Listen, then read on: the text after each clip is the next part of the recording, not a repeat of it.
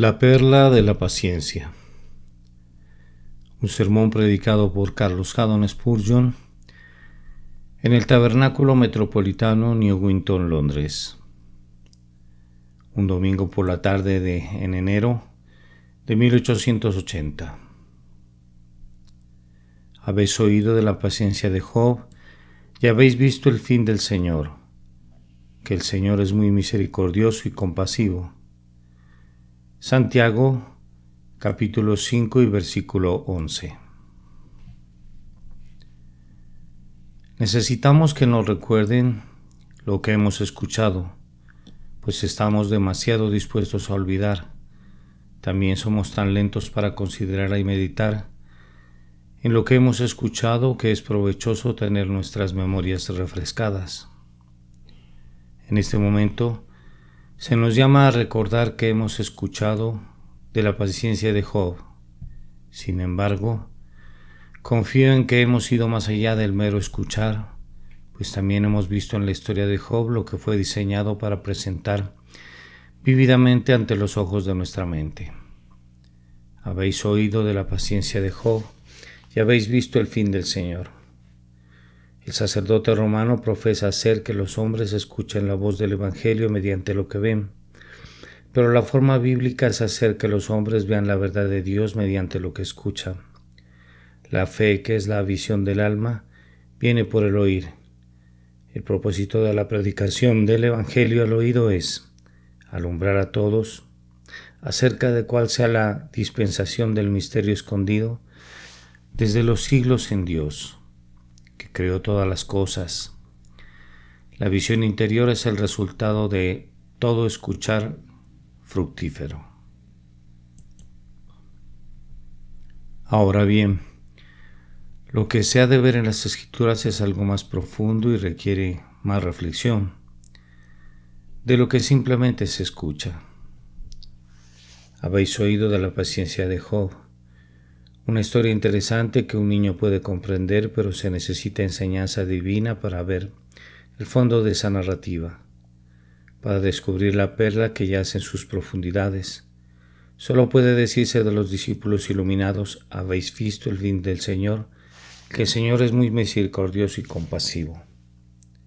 Al mismo tiempo, lo que se ve es también más precioso para el corazón y enriquece el alma más abundantemente que cualquier cosa que solo se escucha.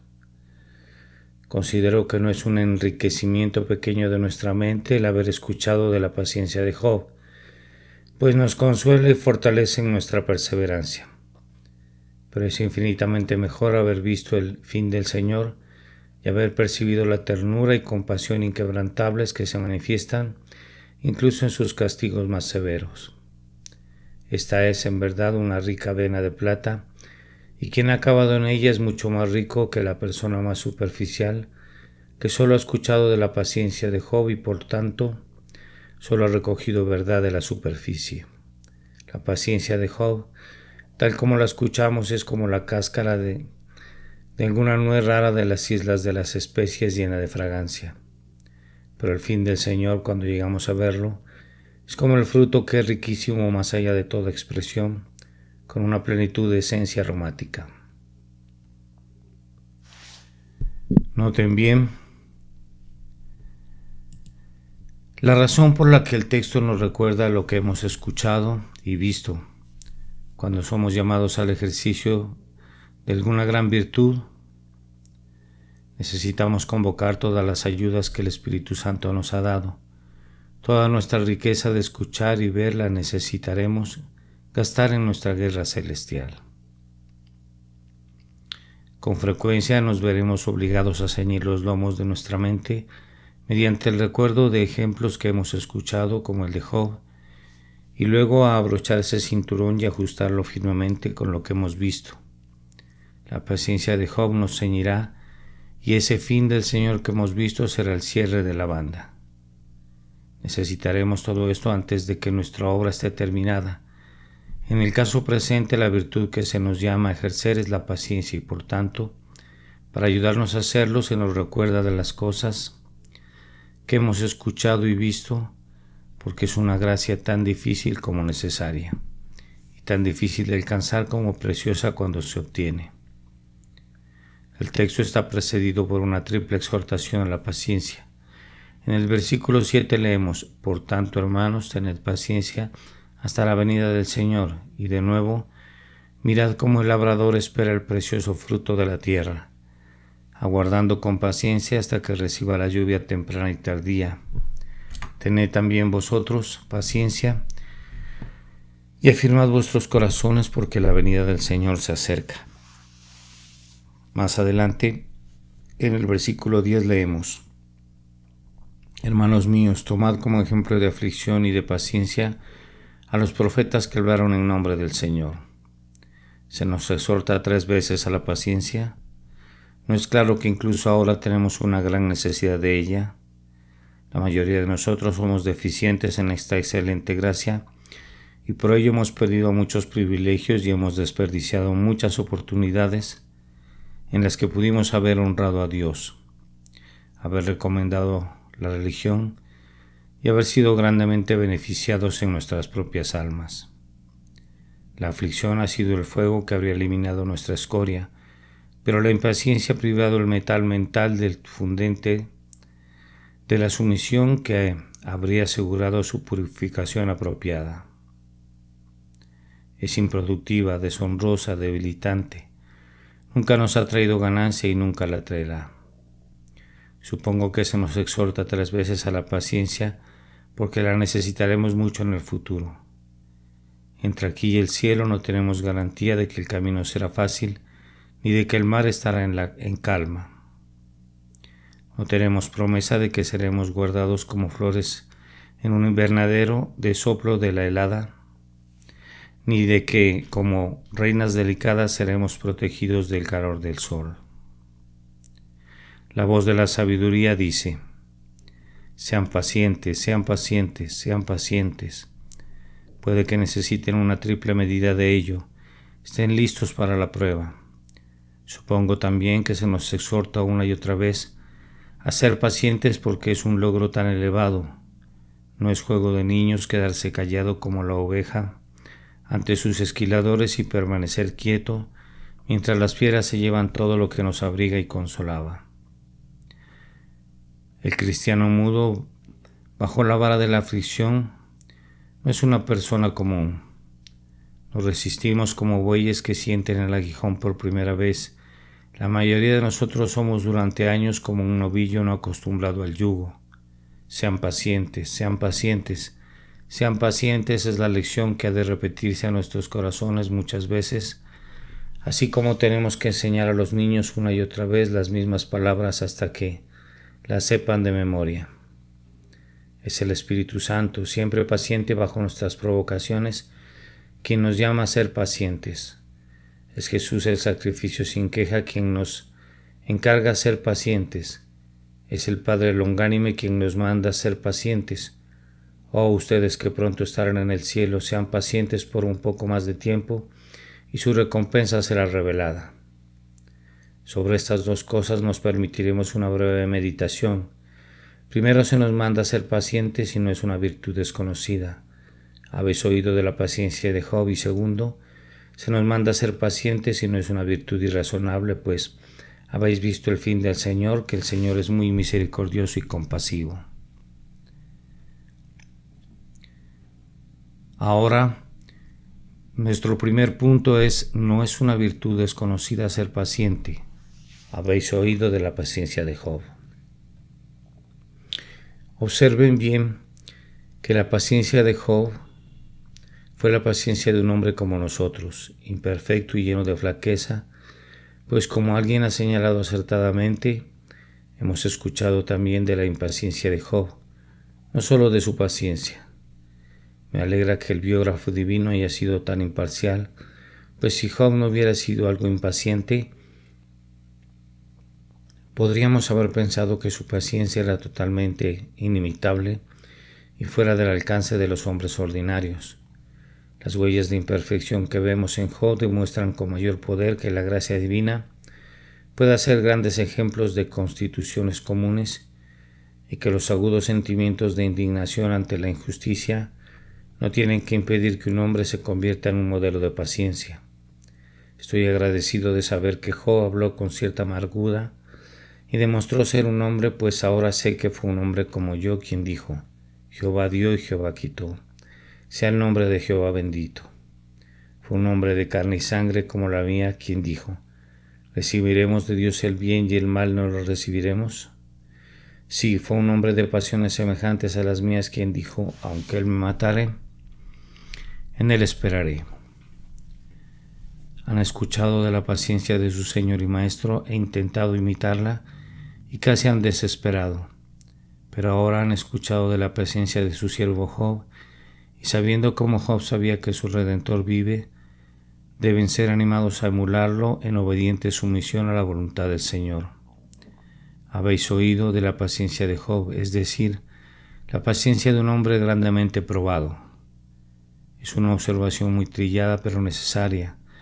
Job no habría podido exhibir paciencia si no hubiera soportado la prueba, y no habría podido mostrar una paciencia cuya fama resuena a través de los siglos hasta que nosotros la hemos escuchado, si no hubiera conocido la aflicción extraordinaria. Reflexionen, pues, en qué fue la paciencia de un hombre que fue probado en sus bienes. Toda su riqueza le fue quitada, 2 o 3 siervos quedaron, pero solo para traerle malas noticias, diciéndole cada uno: solo yo escapé para darte las nuevas. Sus rebaños y manadas habían desaparecido. La casa en la que sus hijos se habían reunido era una ruina, y el hombre próspero de Uz se sentó en un muladar, sin que hubiera nadie tan humilde que le rindiera homenaje. Han escuchado de la paciencia de Job en la pérdida y la pobreza. ¿No han visto que si todos los bienes llegaran a fallar, Dios sigue siendo nuestra porción? Job tuvo que sufrir agudos dolores en sus relaciones. Todos sus hijos fueron arrebatados sin advertencia, muriendo en un banquete donde, sin ser culpablemente incorrectos, los hombres generalmente están desprevenidos y en cierto sentido desprotegidos, pues el espíritu está en desabillé. Sus hijos murieron repentinamente y había un penoso misterio en ello, pues un viento extraño del desierto golpeó las 4 esquinas de la casa y la derrumbó en un instante. Y tal acontecimiento debió asociarse en la mente de Job con el juicio de Dios o con la influencia satánica, una asociación llena de los pensamientos y conjeturas más dolorosos. La muerte de sus seres queridos no fue común ni deseable y sin embargo, todos habían sido quitados así. No le quedó ni un hijo ni una hija. Todos se fueron. Sentado entre las cenizas un hombre sin hijos.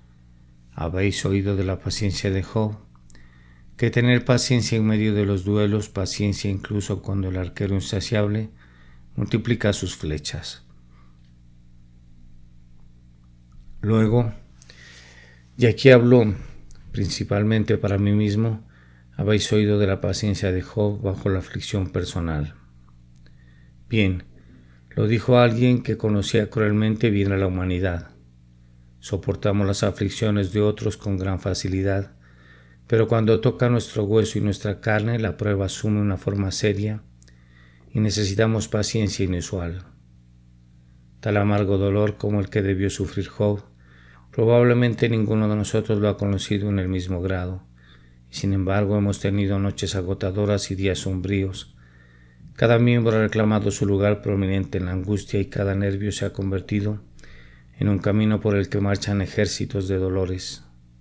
Sabemos lo que es sentir lágrimas de gratitud en los ojos solo por haber sido acomodados en la cama. Job, sin embargo, nos supera ampliamente. Habéis oído de la paciencia de Job y saben cómo no pecó cuando desde la coronilla de su cabeza hasta la planta de sus pies estaba cubierto de llagas irritantes. Además de todo esto, Job soportó lo que quizás es la forma más severa de prueba, a saber, la angustia mental. La conducta de su esposa debió afligirle mucho cuando lo tentó a maldecir a Dios y morir. Sin importar lo que ella quisiera decir o cómo puedan traducirse sus palabras, Evidentemente habló como una mujer necia cuando su esposo necesitaba sabia consolación. Y luego aquellos consoladores molestos, como coronaron el edificio de su miseria, los de sangre fría se burlaban de los dolores sentimentales, pero hablo desde el corazón cuando afirmo que las penas, que no rompen huesos ni quitan una moneda de nuestra reserva, pueden, sin embargo, estar entre los látigos más agudos del sufrimiento. Cuando el hierro penetra en el alma, conocemos la esencia misma del sufrimiento. Vean cómo los amigos de Job lo irritaban con argumentos y lo atormentaban con acusaciones.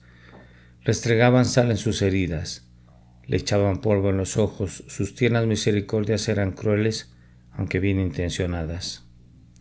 Ay del hombre que en su hora de medianoche es acechado por tales búhos. Sin embargo, el héroe de la paciencia no pecó. Habéis oído de la paciencia de Job. La prueba de Job fue en todos los aspectos un sufrimiento muy real. No era un mero dispéptico, ni un inventor histérico de males imaginarios. Sus no eran pérdidas imaginarias ni calamidades menores. No había perdido un solo hijo de una numerosa familia ni unos pocos miles de una gran fortuna, sino que fue reducido a triste aflicción, pobreza yepta y terrible tormento de cuerpo y mente. Pero a pesar de todo ello habéis oído de la paciencia de Job, y se ha escuchado más de su paciencia que de sus aflicciones. Qué misericordia haber escuchado de tal hombre, y saber que alguien de nuestra propia raza pasó por el horno 7 veces más caliente, y no fue consumido. La paciencia de Job fue la paciencia de un hombre que resistió hasta el final. No hubo derrumbe. En cada etapa triunfó y hasta el punto más extremo fue victorioso. Las huellas de debilidad son manifiestas, pero están grandiosamente cubiertas por evidencias del poder de la gracia. Qué hombre tan maravilloso era, con todos esos dolores y sufrimientos dando aún testimonio a su Dios. Mas Él conoce mi camino, me probará y saldré como el oro. Razona bien incluso en el calor de su apasionado celo por su integridad. Razona también con valentía y toma los argumentos de sus adversarios como un lógico entrenado. Mantiene su integridad y no la suelta.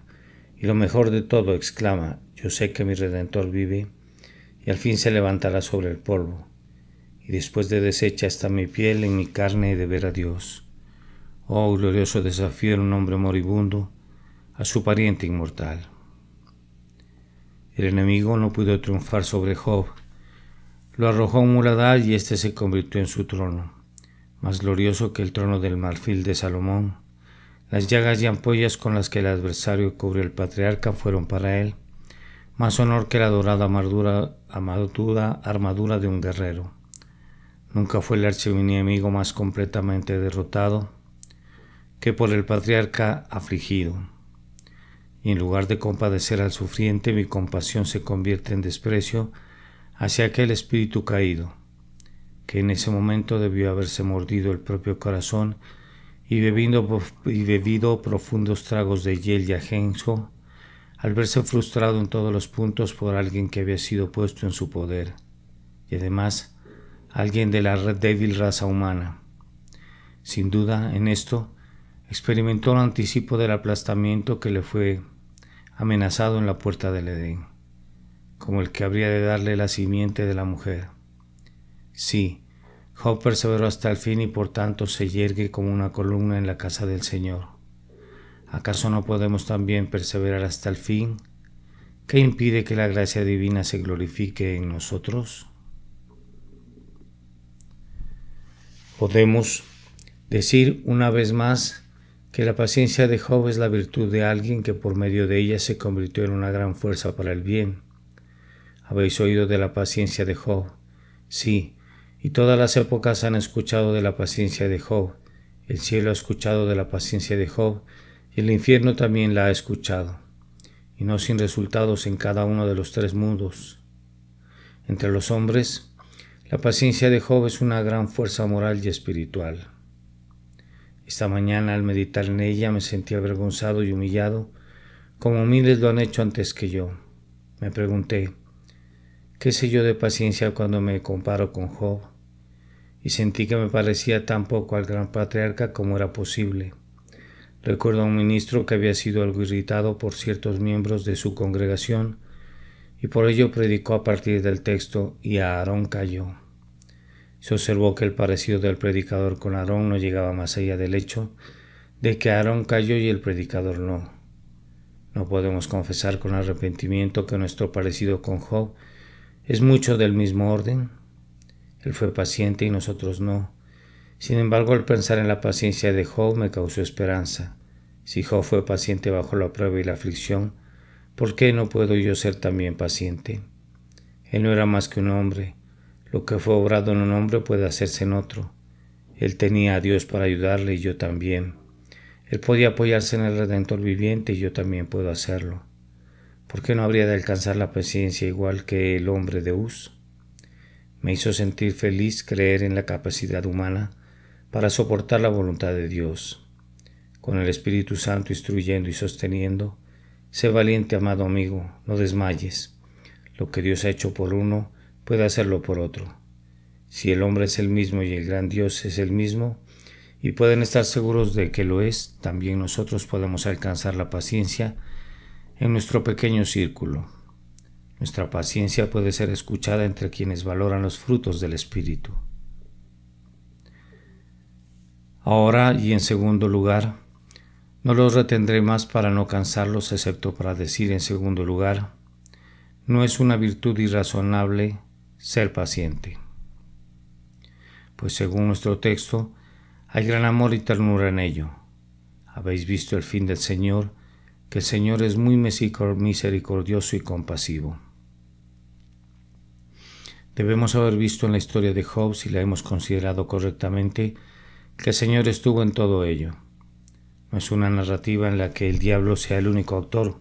El gran Señor de todo está evidentemente presente. Fue él quien desafió a Satanás a considerar a Job y luego le preguntó sobre el resultado. Menos visible que el maligno, el Señor estaba sin embargo presente en cada acto del drama. Dios no estuvo ausente mientras su siervo sufría. De hecho, si había algún lugar donde los pensamientos de Dios estaban concentrados más que en ningún otro lugar en la providencia en ese momento, era donde el hombre perfecto y recto soportaba el embate de la tormenta. El Señor también estaba gobernando. No estaba presente como mero espectador, sino como dueño de la situación. No había entregado las riendas a Satanás, todo lo contrario, pues cada paso que el enemigo daba era solo con el expreso permiso del trono de Dios. Le permitió despojar a su siervo, pero fijó el límite: no pongas tu mano sobre él. Cuando para completar la prueba se le permitió al enemigo afligir su cuerpo, el Señor añadió: mas guarda su vida. La mano gobernante siempre tiene el freno. Al perro del infierno se le permite ladrar y gruñir, pero su cadena no ha sido quitada y el collar de la restricción omnipotente está sobre él. Vengan, amigos queridos, ustedes que están en tribulación, recuerden que Dios está en su sufrimiento, gobernándolo hacia su fin deseado y limitándolo para que no vaya más allá de su voluntad. Y no han sufrido ni sufrirán en un futuro más de lo que Él, en su amor infinito, permite. Además, el Señor estaba bendeciendo a Job mediante toda su tribulación. Bendiciones incontables llegaban al gran anciano mientras parecía estar perdiéndolo todo. No fue simplemente que obtuvo una doble porción al final, sino que a lo largo de todo el proceso de prueba, cada parte obraba para su mayor bien. Ahora hemos visto el fin del Señor y ese fin es bondad sin mezcla. El Señor estaba de pie en todo momento, listo para detener el proceso de refinamiento cuando hubiera llegado al punto apropiado, de modo que no ocurriera más de lo que era realmente beneficioso, y al mismo tiempo no menos de lo que aseguraría su propósito gracioso. La verdadera misericordia está obligada en ocasiones a parecer áspera, pues podría ser un gran mal de por vida que el cirujano detuviera el bisturí antes de que su obra estuviera terminada. El Señor fue sabiamente tierno y tiernamente sabio con Job.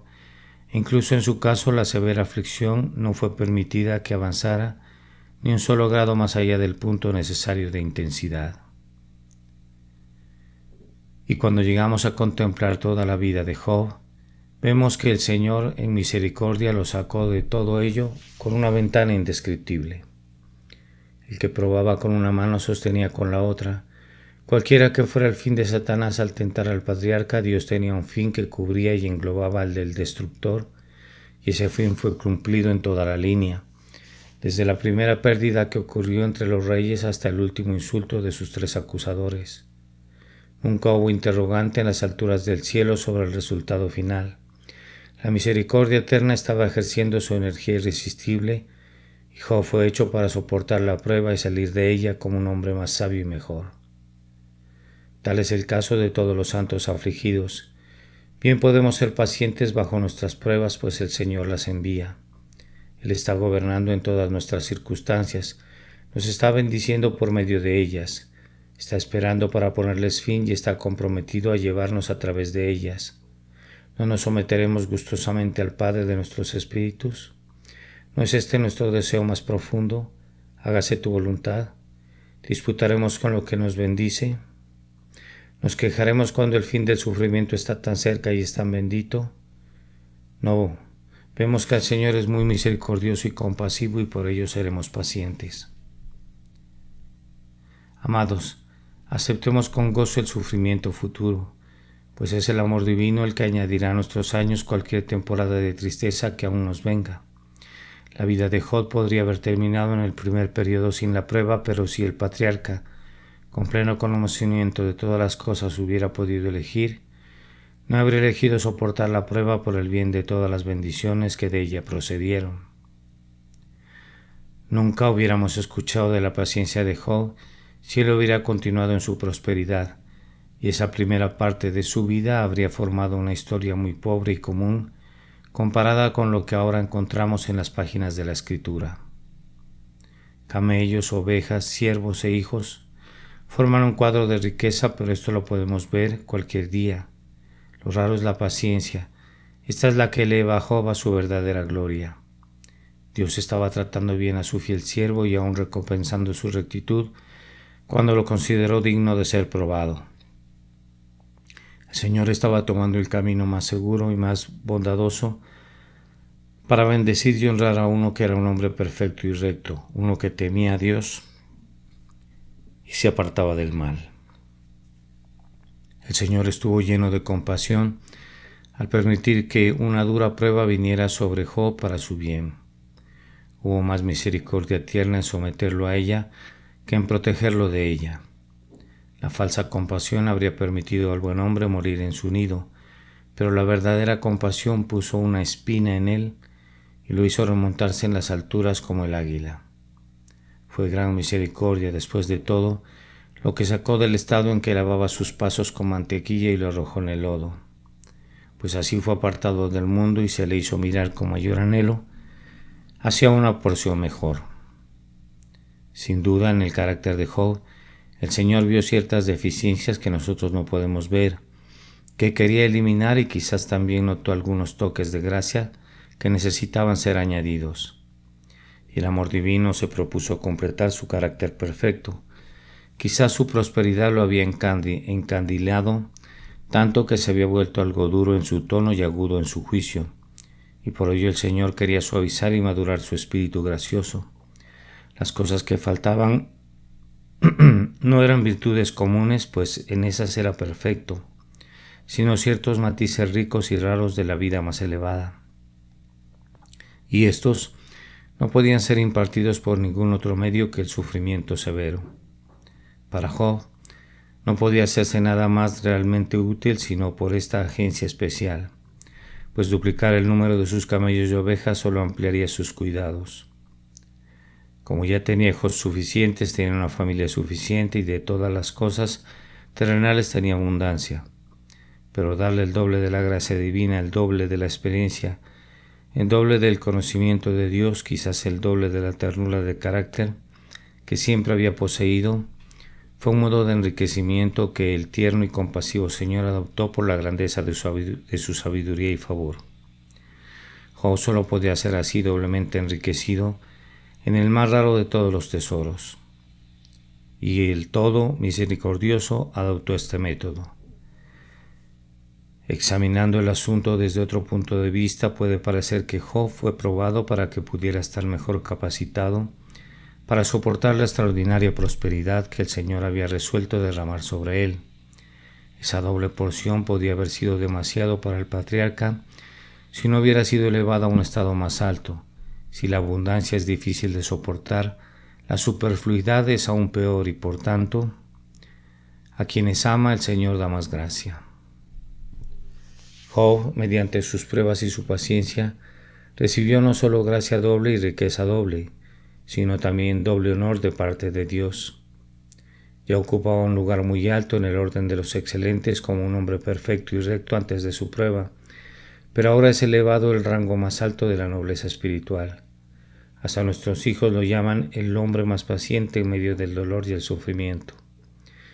Pasó de la dignidad de la bondad sincera a la nobleza de la resistencia heroica. Al principio tuvo el honor de comportarse admirablemente en medio de la riqueza y la comodidad, pero al final fue elevado a sentarse entre quienes glorifican a Dios en el fuego.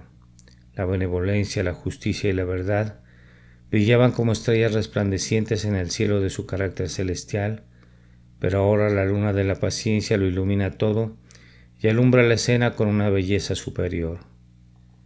Quizás el Señor nos ama a algunos de nosotros tan especialmente que se propone ponernos la dignidad de la resistencia. Nos hará caballeros no del toisón de oro, sino de la cruz de hierro. ¿Qué, si no gran compasión y tierna misericordia, podría plantear tal suerte para nosotros tan indignos? Una vez más, Job, mediante sus pruebas y la gracia de Dios, fue elevado a la posición más alta de utilidad. Fue útil antes de su prueba como pocos hombres de riqueza e influencia lo han sido, pero ahora su vida posee una fructificación perdurable que bendice a multitudes cada día. Incluso nosotros que estamos aquí esta tarde hemos oído de la paciencia de Job. Todas las épocas tienen a este hombre por maestro, hermanos y hermanas.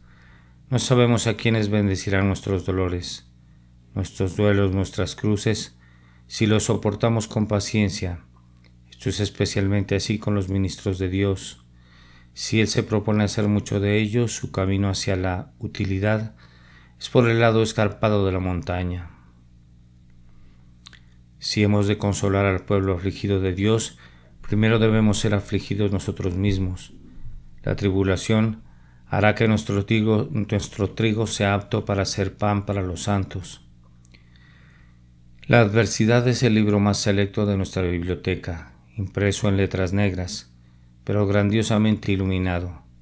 Job es un glorioso consolador y predicador de la paciencia, pero nadie acude a Bildad, Zofar ni Elifaz, que eran consoladores molestos porque nunca habían sido miserables. Ustedes, queridas hermanas, a quienes Dios hará hijas de consolación para sus familias, deben en su medida pasar por una preparación en el sufrimiento. Una espada debe pasar por su propio corazón si han de ser muy favorecidas y bendecidas entre las mujeres. Sin embargo, recordemos todos que la aflicción no nos bendecirá ni es soportada con impaciencia. Si pateamos contra el aguijón nos herirá, pero no actuará como estímulo adecuado. Si nos rebelamos contra las disposiciones de Dios, podemos convertir sus medicinas en venenos y aumentar nuestra aflicción al negarnos a soportarlas.